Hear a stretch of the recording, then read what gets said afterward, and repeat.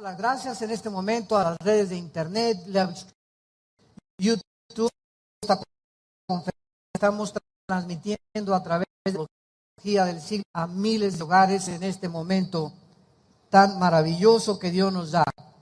Todos ustedes que tengan su Biblia, la pueden abrir en el capítulo 1 del libro del Génesis y continuamos con una serie que se como las pirámides de construyó más de años, en expertos, verdaderamente arquitectos, personas que están relacionadas con la 100 toneladas más o menos acomodadas una sobre la otra, donde hace 4.500 años la civilización humana se encontraba en la agronomía, en la agricultura, ordeñando vacas y recogiendo los huevos de las gallinas, donde no había sierras con punta de diamante para cortar las piedras como las hay actualmente, donde no había grúas para cargar esas piedras megalíticas, diablo, pero el nombre de él es Lucifer. Y Lucifer significa, o Lucibel en el hebreo, el que porta la luz, o el ángel de la mañana, o el que lleva o porta la antorcha. Entonces, Lucifer fue creado en el Edén, dice Ezequiel capítulo 28 en el Antiguo Testamento. Y en Isaías 14 dice la Biblia que Satanás dijo, conforme pasó el tiempo, subiré. Y para subir, pues tienes que estar abajo, ¿verdad? Entonces, él no fue creado en el cielo, él fue creado abajo del cielo, del tercer cielo, porque la Biblia nos menciona 3 cielos. Según de Corintios capítulo 12, el primer cielo, que es la atmósfera, el segundo cielo, que es el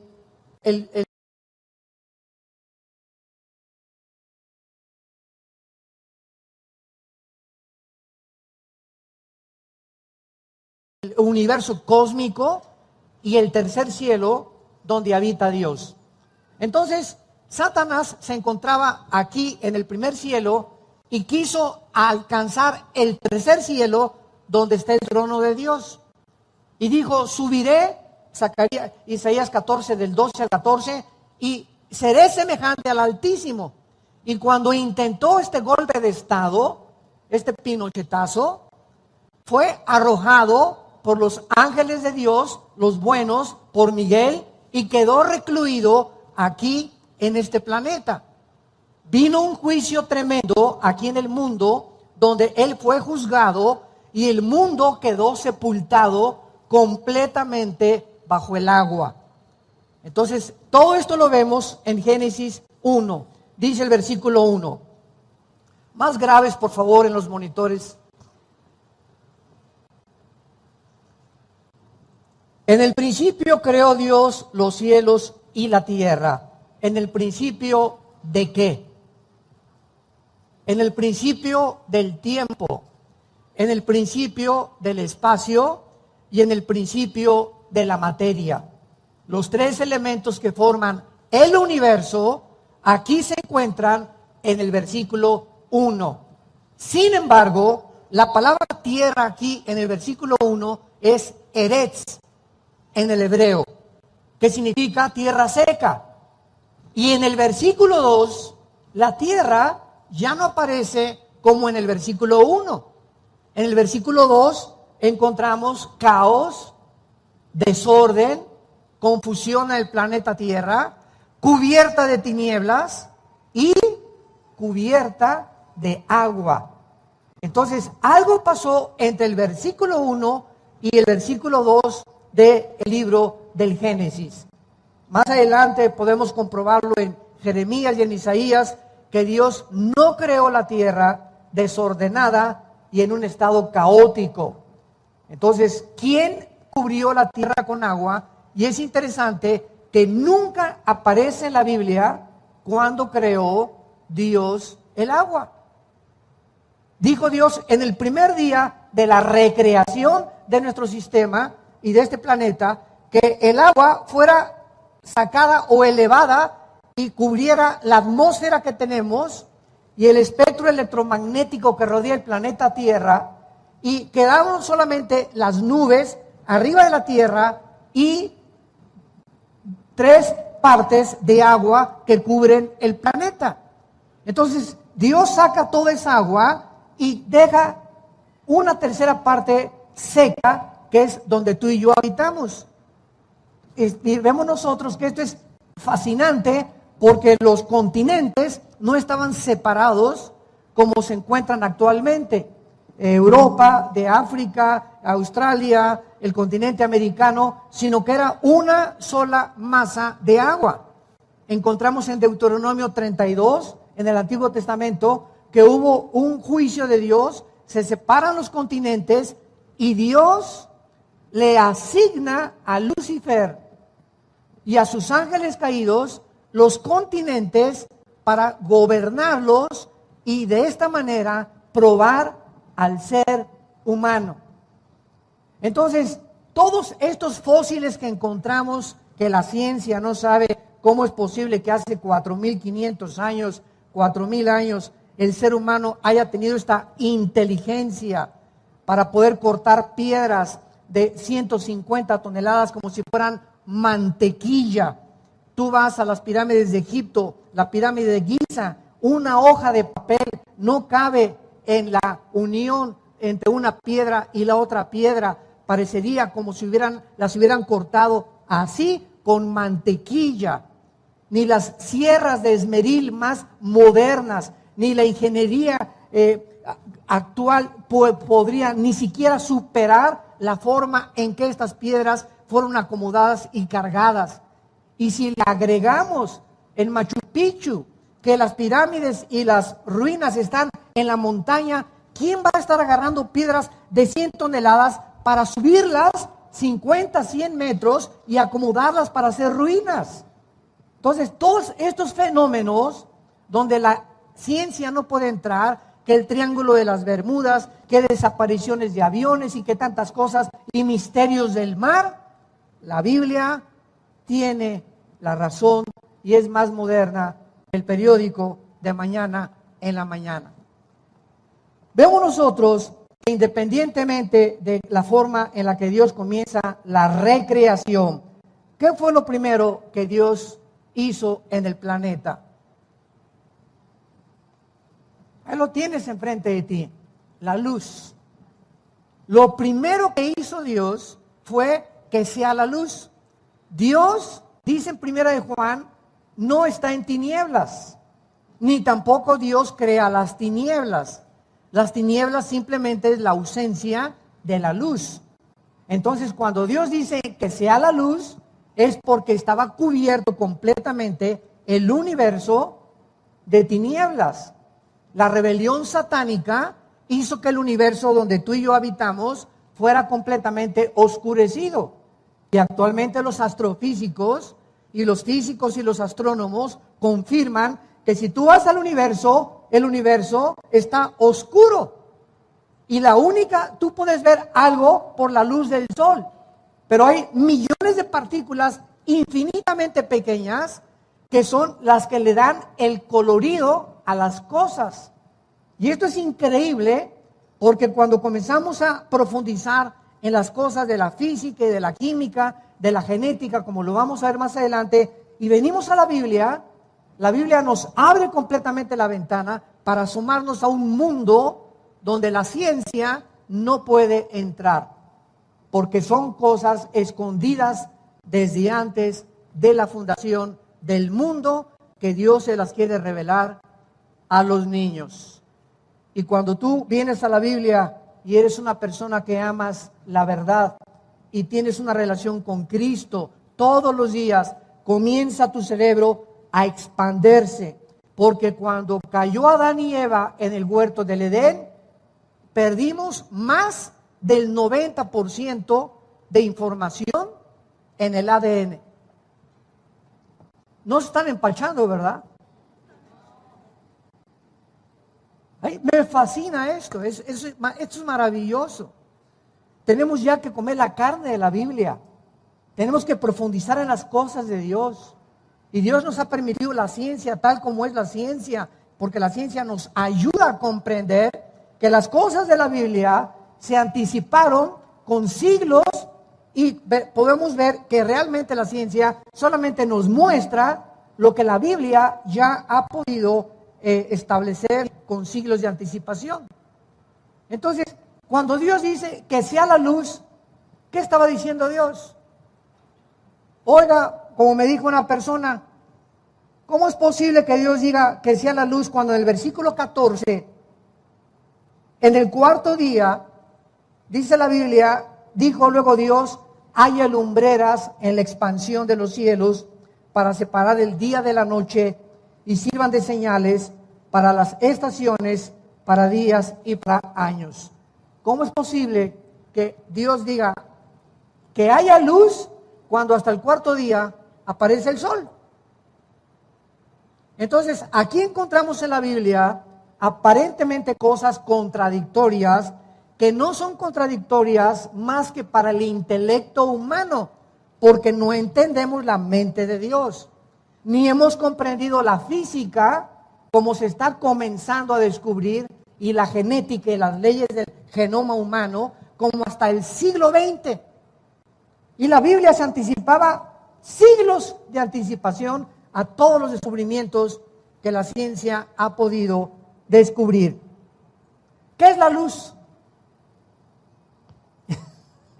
Pregúntale a tu maestro de física, o pregúntale a tu maestro de química, o a cualquier astrónomo o astrofísico, ¿qué es la luz?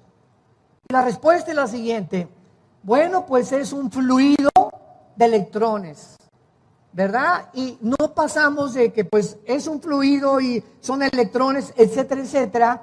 Pero cuando Dios dijo sea la luz, ¿saben ustedes lo que significa? Que antes de que el ser humano fuera colocado en este planeta, Dios tenía que preparar, como cuando tú te casas. Imagínate que te casas y te llevas a tu esposa a un departamento que ni cama tiene. ¿Te imaginas? Sale corriendo ella. Dice, tú te vas a dormir en el suelo, donde no hay ni siquiera estufa. Entonces, cualquier persona que hace algo, prepara la casa y por lo menos, digo, la cama y una cocina, un refrigerador, ya mínimo. Así fue como yo comencé. Cuando yo me casé, ¿verdad? Dormíamos en colchones en el suelo, ahí en Acapulco, ahí por el rumbo a Mocimba, en un bungalow chiquito con miles de alacranes, tarántulas. Yo estaba de misionero en la sierra, regresaba yo cada 3 semanas a ver a mis hijos y uno le picó el alacrán y comíamos lo que arrancábamos de los árboles, los mangos, las almendras. Comíamos lo que pescaba yo en el mar ahí, etcétera, etcétera. Así comenzamos. La primera cosa que compré fue una licuadora, una lavadora de esas de Salinas y Rocha, ¿se acuerdan? De esas que hacían tun, tun, tun, tun, tun, tun, tun, tun, tun, tun, tun, tun. Es que se movían así con rodillos. Fue lo primero que compré. Y teníamos una hielera, nada más donde compraba los hielos y nada más nos alcanzaba para el sábado y el domingo. No podíamos tomar leche entre semana porque no teníamos refrigerador. Así comenzamos nosotros hace algunos años, cuando comenzamos el ministerio. Éramos muy pobres. Pero cuando tenemos algo de dinero, pues ya la cama, el refrigerador, la lavadora, mínimo, ¿verdad? Lo que quiero decir es lo siguiente: antes de que Dios nos pusiera aquí en este planeta, Él tenía que preparar las condiciones, afinar el universo, establecer leyes cósmicas que operaran para que cuando nosotros, la cúspide de la creación de Dios, el ser humano es la cúspide de la creación de Dios, porque fuimos creados a su imagen y semejanza. Los ángeles no fueron creados a la imagen y semejanza de Dios. Entonces, Dios primero pone, ¿verdad? Separa las aguas, quita las tinieblas de alrededor y dice que sea la luz. ¿Qué quiere decir? Formó el espectro, apúntalo, electromagnético. El electromagnetismo. Ahorita explico qué significa esto.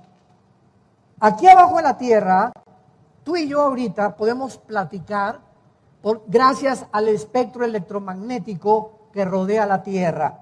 En otras palabras, bajo la atmósfera todo se transmite por ondas. El sonido, la luz. Cuando hablamos, me escuchas ahorita y lo que estoy hablando se está grabando gracias al espectro electromagnético que rodea la Tierra. Pero si nos salimos de la Tierra y nos vamos a Marte o nos vamos a la Luna, allá arriba yo no le puedo decir a mi esposa, oye, ¿me oyes?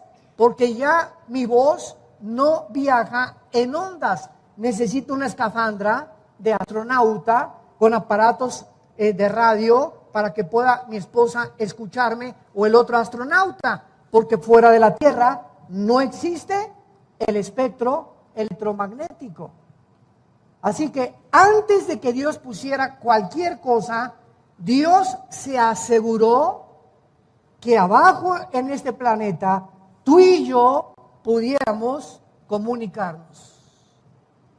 La comunicación. Qué interesante es esto.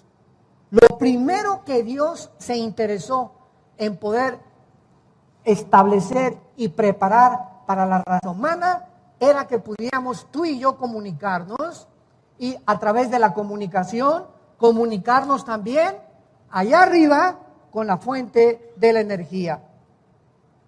Y es interesante que en el versículo 14 de Génesis, cuando dice Dios, haya lumbreras, que es el sol y la luna, no dice que fueron creados. No creó Dios el sol y la luna. Síganme con mucho cuidado. El sol y la luna, cuando Dios comienza la recreación en el versículo 3, ya existían. ¿Ya notaron lo que dice? Haya lumbreras, la palabra hayá en el hebreo.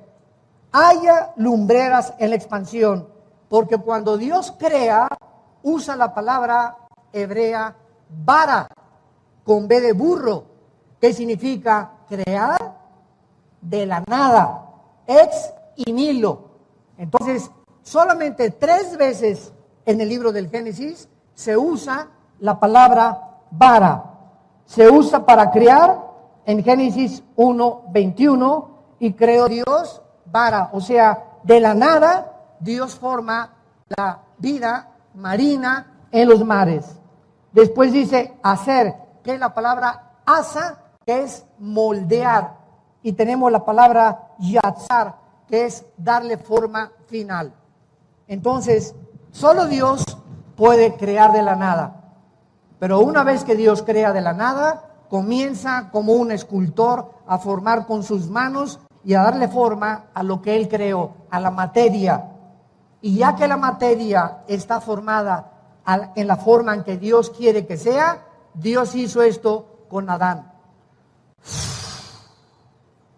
Sopló dentro de él algo que los seres humanos traemos, no importa a qué religión pertenezcas, no importa dónde hayas nacido, el color de tu piel, toda la raza humana lleva dentro de su alma la eternidad. Llevamos la imagen sellada de Dios dentro de nosotros. Y esta es la razón por la cual somos diferentes a los animales. Los animales tienen alma. ¿Qué es el alma? Las emociones, los sentimientos, la mente.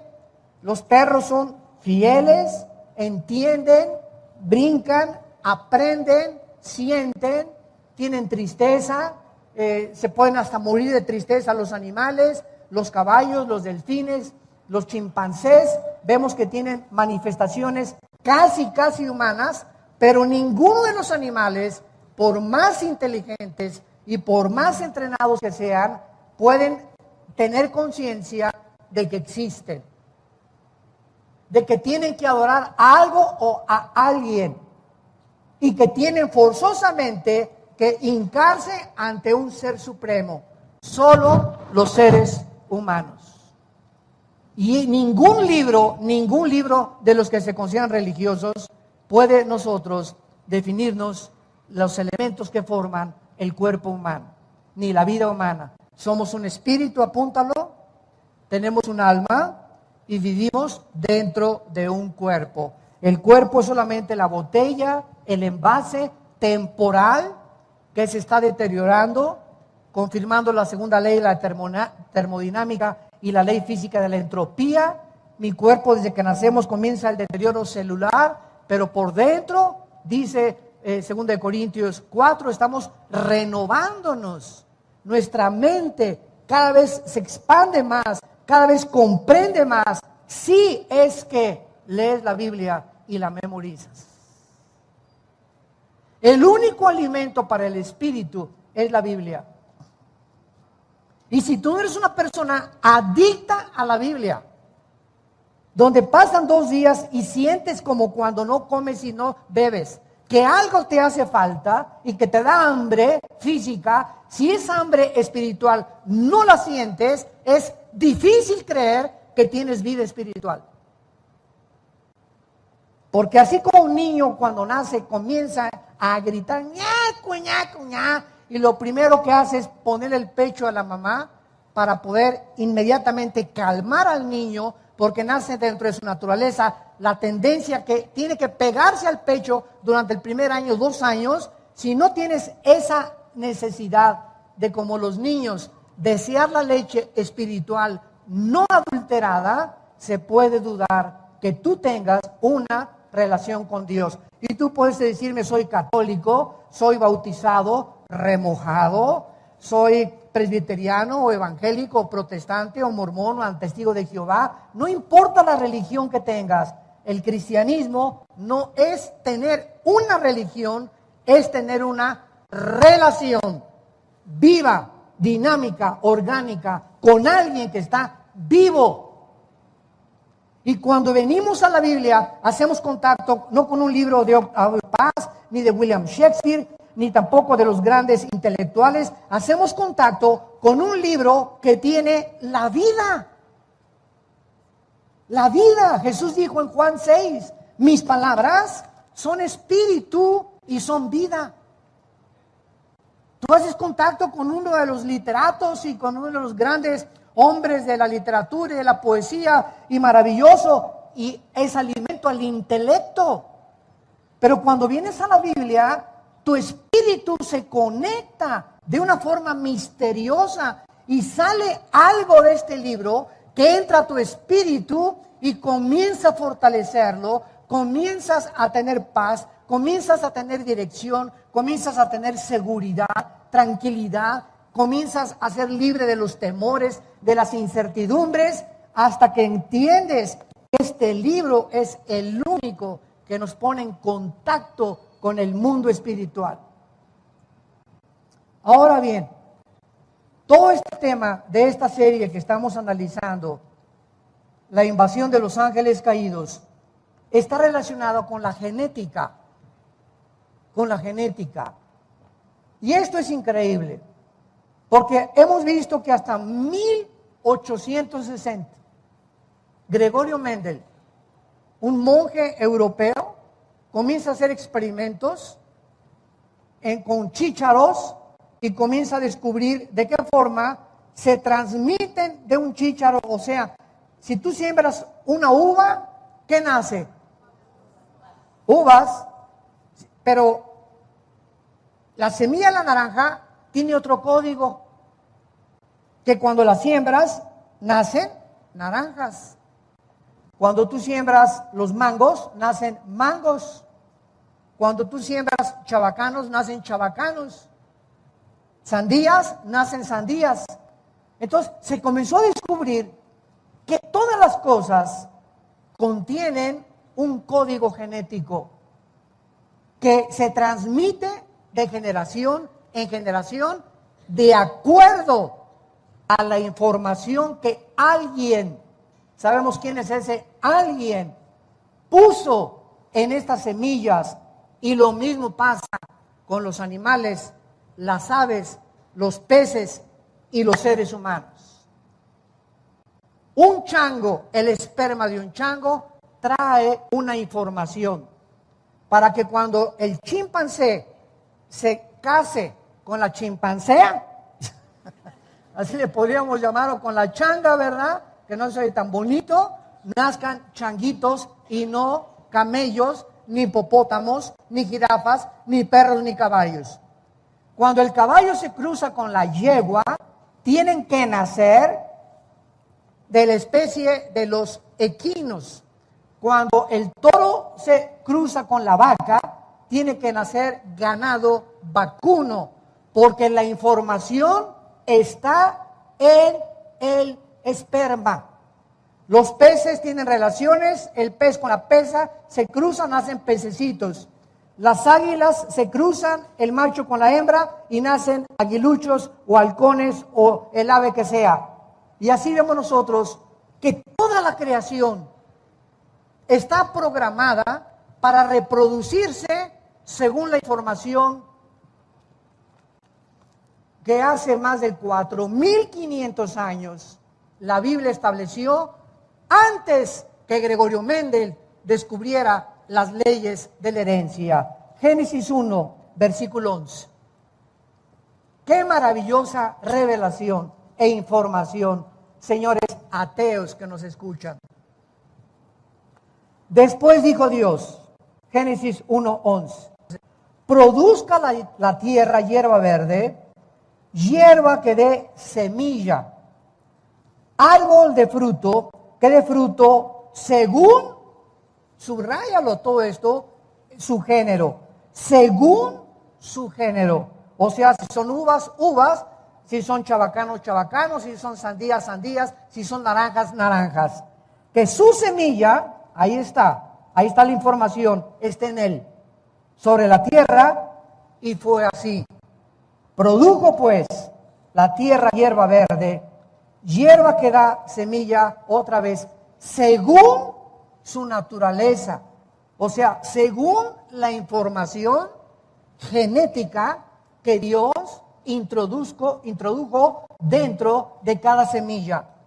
Árbol que da fruto, cuya semilla está en él, según su género. Árboles de naranja van a producir naranjas, árboles de durazno van a producir duraznos, árboles de mangos van a producir mangos. ¿Por qué? Porque es una ley genética inexorable que Dios estableció desde el principio de la creación.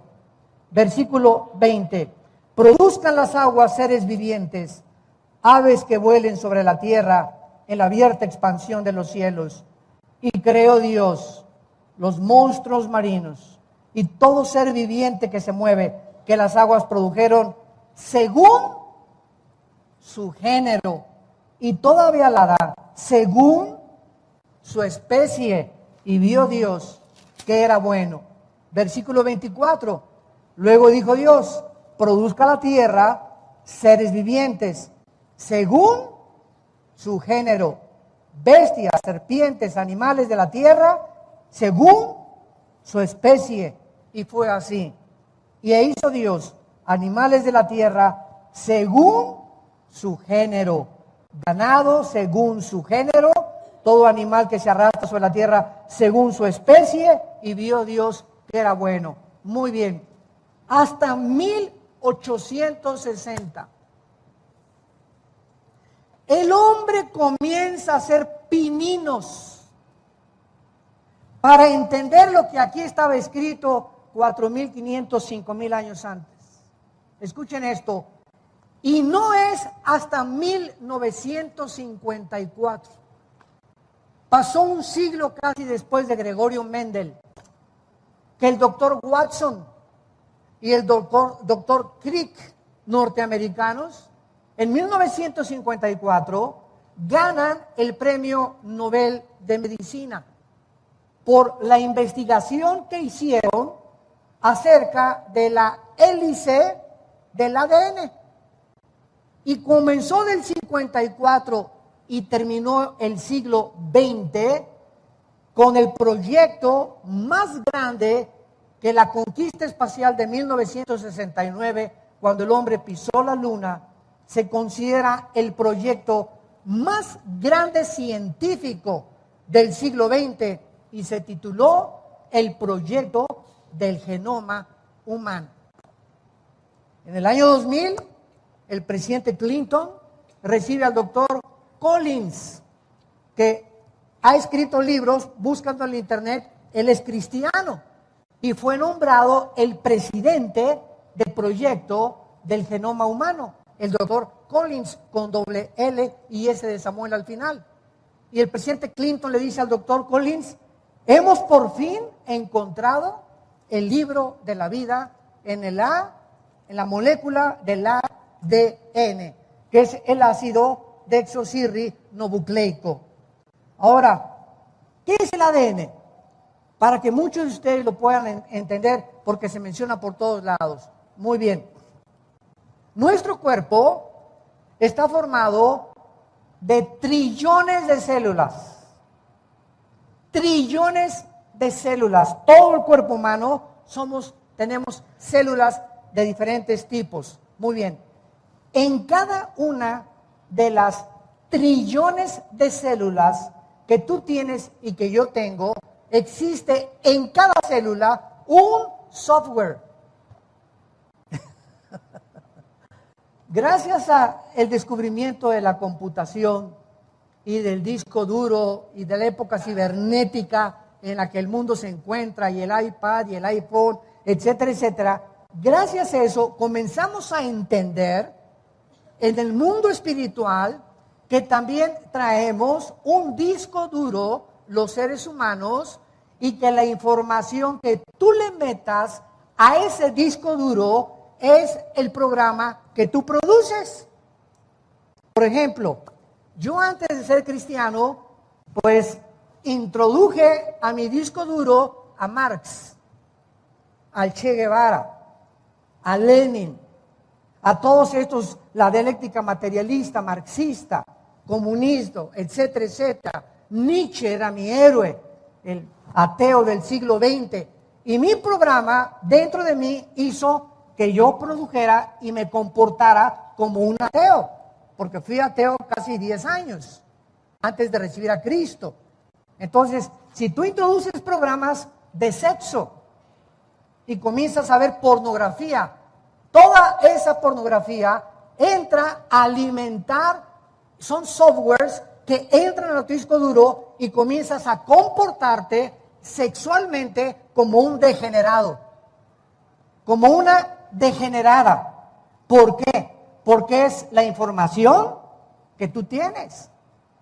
Si tú eres ateo porque te metieron softwares en tu universidad, en tu preparatoria, en tu secundaria, acerca de todo este ateísmo. Entonces tú tienes que pensar, tú tienes que actuar, tienes que comportarte de acuerdo a la información que tú tienes.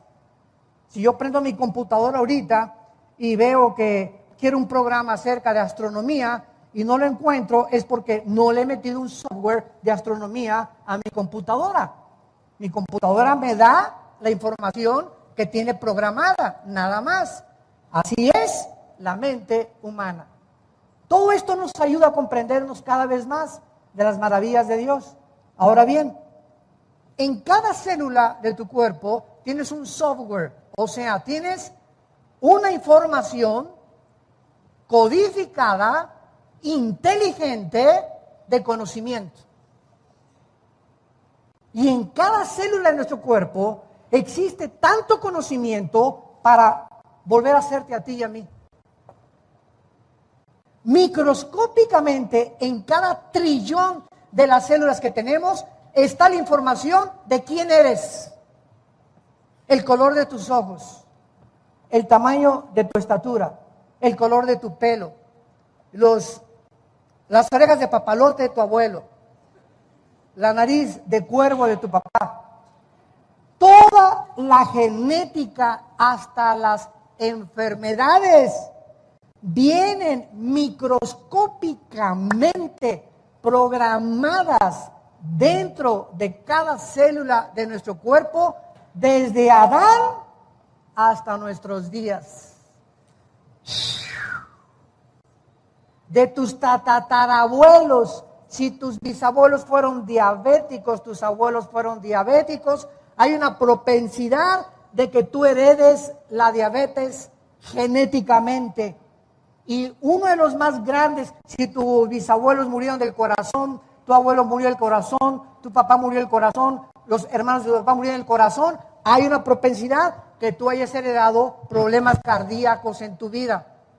Si tu abuelo fue gordo y tu abuela fue gorda, le decían la Tonina Jackson a tu abuela, y pasaron toda esta grasa, ¿verdad? Tienes una propensidad también a la gordura. Ahora, uno de los descubrimientos más grandes que se han hecho en este siglo XXI es el siguiente: de que la alimentación puede cambiar la herencia que nosotros recibimos de muchas enfermedades. Les voy a dar un ejemplo. En el caso de nuestra familia, mi padre muere del corazón a los 53, 54 años. Mi papá murió del corazón. Era un hombre como un 85 de estatura, muy alto. Era un oso, ¿verdad? Hasta los 30 años fue muy fuerte. De los 30 a los 40 se descompuso, comenzó a comer. Me acuerdo que 3 bolillos se desayunaba así, era una taza de café, así la de mi papá. Y agarraba los bolillos así, ricos, tostaditos. Así lo remojaba, porque si no se remoja no sabe rico, ¿verdad? Desde luego, a la mexicana. Y eso es lo que desayunaba. A los 45 años de edad mi papá estaba demasiado gordo y fumaba 3 cajetillas de Delicados sin filtro. Entonces le vino la angina de pecho, 2 anginas de pecho, ataque al miocardio y finalmente 2 ataques del corazón y se muere de arteriosclerosis, demasiada colesterol en la sangre y en las arterias, y su corazón ya no pudo soportar más y murió muy joven. Su hermano, que era delgado, también que fue torero, muere también del corazón. Y vemos nosotros que traíamos una cierta tendencia en la familia de problemas cardíacos. Cuando se muere mi padre, yo no era cristiano. Yo me convierto en 1974.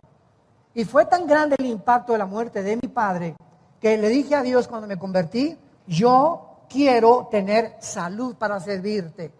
Y desde que me convertí, comencé a tener una disciplina. No me quiero jactar de ninguna manera. Quiero compartirles un ejemplo nada más. Quiero tener una disciplina en mis hábitos alimenticios. Voy a tratar un postre a la semana, mucha agua, ¿verdad? Y correr todos los días, hacer ejercicio, nadar. Quiero llegar a los 70, 80 años de edad con salud, Señor. Hermanos en Cristo, se los digo con todo mi corazón, nunca en mi vida he tenido una enfermedad. Nunca me he enfermado de nada a la edad que yo tengo. Ya pasamos del 5º piso. Nunca jamás. Qué gripas, ¿verdad? Y qué cosas así. Pero fuera de eso, he tenido cantidad de accidentes antes de que fuera cristiano. Me estrellé 2 veces en motocicleta, una vez en un Volkswagen, me metí bajo unas redilas, me abrieron desde aquí hasta acá, se me cayó así, se me veía todo por dentro. Bueno, horrible, me atravesó una lanza a los...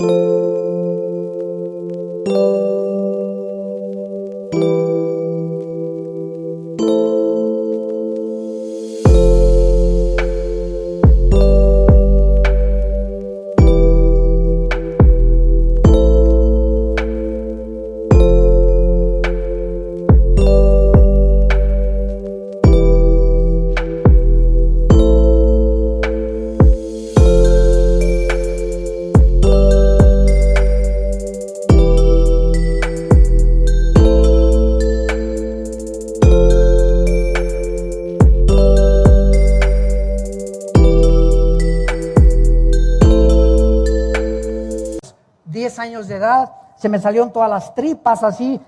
Yo mi papá y me las metió una por una, me puso una tela adhesiva, me van al hospital en Acapulco, vivíamos en Acapulco, ahí crecimos en la infancia, me salvaron de milagro, pero desde que me convertí jamás he vuelto a tener ni un accidente ni una enfermedad. Y lo digo, ¿verdad?, para la gloria de Dios. Entonces, es increíble cómo podemos nosotros eliminar las tendencias genéticas cambiando la alimentación. Si tu familia fuera una bola de gordos, ¿verdad?, necesitas tú entender que necesitas una dieta. Necesitas dejar de comer papitas y Coca-Cola. Necesitas comenzar a tener por lo menos 2 litros de agua diarios. Caminar por lo menos alrededor de la torre latinoamericana 10 veces. O Chapultepec, no sé en dónde. Pero necesitamos entender que es increíble que los alimentos pueden cancelar muchos problemas que se heredan genéticamente. Es increíble lo que los alimentos hacen en el cuerpo humano. La fruta, las verduras, el ejercicio, el agua, el azúcar, elimínala para siempre de tu dieta, pero para siempre. Y no te imaginas, a los 40, 50 años de edad, te vas a sentir con energía, te vas a sentir con ganas de vivir. No vas a estar, ay, no tengo ganas de ir a la iglesia, ay, por aquí, por allá. ¿Qué es esa desgane? Es gasolina que no has quemado, que la tienes en los riñones. Ay, no quiero leer la Biblia, ya me subo 3, 4 calorías y me canso. Ay, hermano, no tengo ganas de nada. Y leo la Biblia y me duermo. Estoy en el servicio el domingo y me duermo. ¿Por qué?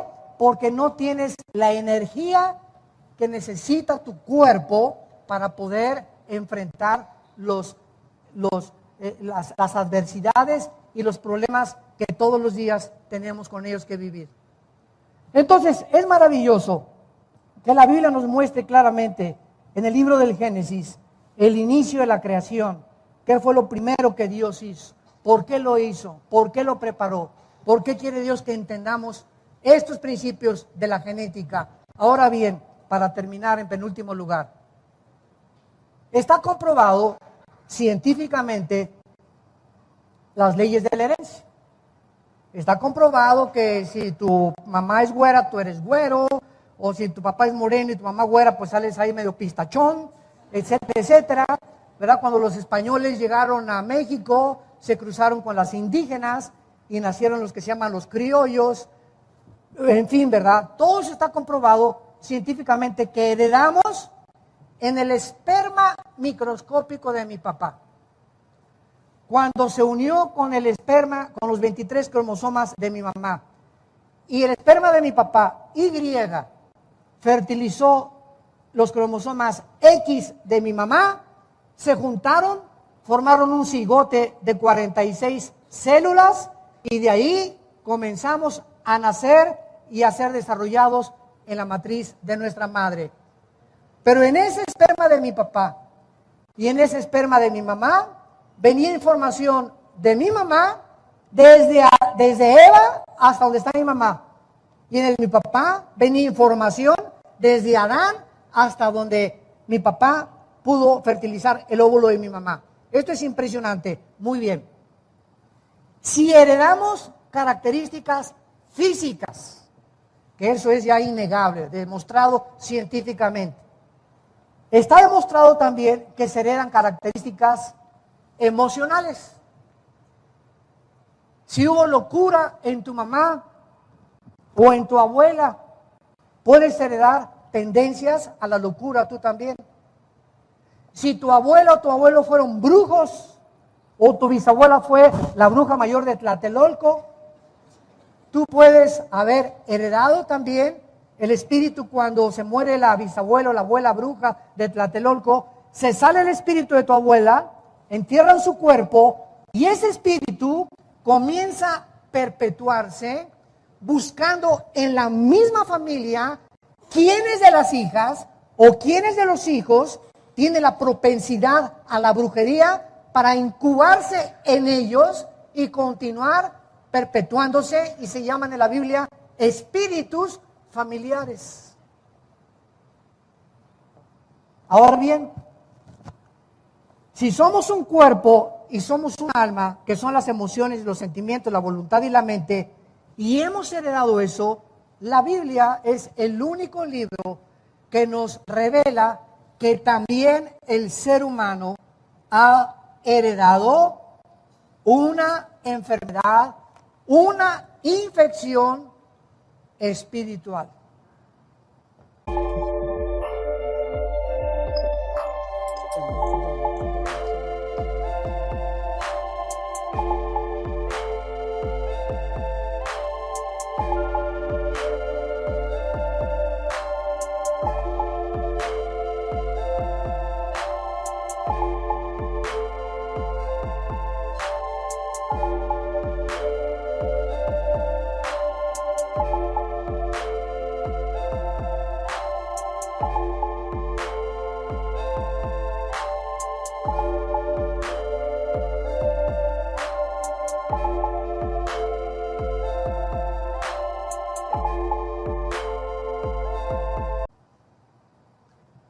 Salmo 51, dice David, en pecado fui engendrado por mi madre. Romanos 5, 12. Así como el pecado entró al mundo por un hombre, vean el lenguaje de hace 2000 años de la Biblia. Aquí está Pablo en Romanos 5, 12. El pecado entró al mundo por un hombre. Observen, así el pecado pasó. ¿Cómo que pasó? Esa palabra es, se transmitió algo que la Biblia llama pecado a toda la raza humana. Así el pecado pasó a todos los hombres por cuanto tú y yo hemos pecado. Entonces, hemos heredado una infección espiritual que se llama pecado. Los hombres, al no conocer la Biblia, han tratado de darle alguna explicación por qué los niños no se les enseña a portarse mal. ¿Por qué nacemos ya con la maldad en la naturaleza humana? Jamás le enseñas a un niño a portarse mal, le enseñas a portarse bien. William Shakespeare le llamaba a este problema humano el defecto trágico. Sigmund Freud, el medio ambiente, o problemas de la sexualidad infantil, heredadas. Marx, la lucha de clases. Y todos han tratado de poder descubrir qué es lo que hace que el ser humano sea autodestructivo. ¿Por qué fumas? Un ejemplo. Porque me gusta, hermano. Bueno, ¿qué dice? A ver, saca la cajetilla de cigarros. ¿Y qué dice? Este producto es nocivo para la salud y demostrado científicamente y médicamente que es cancerígeno. Pero me gusta, hermano. A ver, Chencho, ¿cómo es posible que tú sepas que te estás envenenando y que lo sigas haciendo? ¿Qué de veras te quieres morir? ¿Te quieres autodestruir? Me gusta. Con eso calmo los nervios. ¿Qué nervios ni qué nervios? Demostrado que no sabes que la pornografía desintegra el carácter del ser humano, te convierte en un animal, te impide que puedas entender los pensamientos de Dios.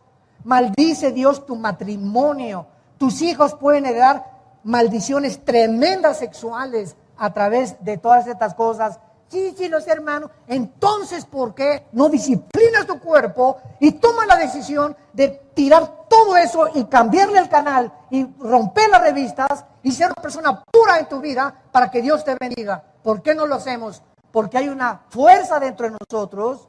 Romanos capítulo 7 lo explica, que lo que quiero no lo hago. Lo que no quiero hacer, eso es lo que hago. Entonces, si hago lo que no quiero, dice Pablo en Romanos, encuentro que hay una ley dentro de mí que me lleva cautivo el pecado. No quiero la pornografía, pero ¿por qué la sigo haciendo si sé que me hace mal? No quiero fumar, pero ¿por qué lo sigo haciendo? No me quiero emborrachar y yo sé que mi hígado, mi cuerpo, mi familia, puedo acabar con toda mi vida, hasta con mi negocio, si yo sigo emborrachándome. ¿Por qué lo sigues haciendo? Porque somos autodestructivos y la Biblia es el único libro que nos diagnostica el problema heredado. Y ¿sabes una cosa? Ni Alcohólicos Anónimos, ni Borrachos Anónimos, ni Neuróticos Anónimos, ni Marihuanos Anónimos, ni los gurús, ni el budismo zen, ni tampoco el yoga, ni nada puede cambiar la condición del hombre más que una sola medicina: la sangre de Jesucristo. La sangre, la vida de Jesús impartida a nuestra vida, cuando le recibimos como nuestro Salvador, comienza a desinfectarnos poco a poquito en la medida y en el progreso en que yo tengo contacto con Dios a través de este libro. Y así pueden pasar 2, 3, 4 años de mi vida cristiana, y como no he tenido contacto con este libro, y mi vida cristiana es el domingo nada más, no he cambiado para nada. Y don Pancho sigue maltratando a su esposa, y el joven sigue fornicando con su novia, y sigue viendo pornografía, porque tu mente no ha sido desprogramada, y no la estás reprogramando con el nuevo software de Dios. Gracias a los descubrimientos científicos del siglo XX, la computadora, el internet, los discos duros, podemos entender el mecanismo de cómo tú y yo funcionamos. Y le damos gracias a Dios, ¿verdad? Porque cuando comenzamos a entender esto, comenzamos a despejar muchas incógnitas y muchos misterios y a comprender.